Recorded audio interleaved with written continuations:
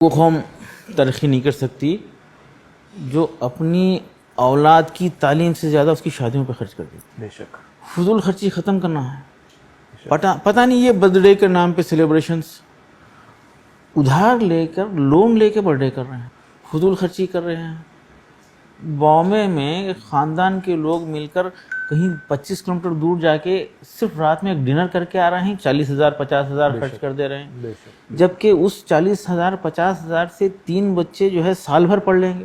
تو یہ فضول خرچی ختم ہونا, غیر شرعی غیر ضروری رسومات کو ختم کرنا ہے اور تعلیم کے لیے, تربیت کے لیے اور معیشت کے لیے کرنا ہے. پتہ چلا ایک نوجوان سے پوچھے, بیٹا آٹو چلا رہے ہیں کیا بات ہے, کیا حالات ہیں, ایسا کیوں ہوا؟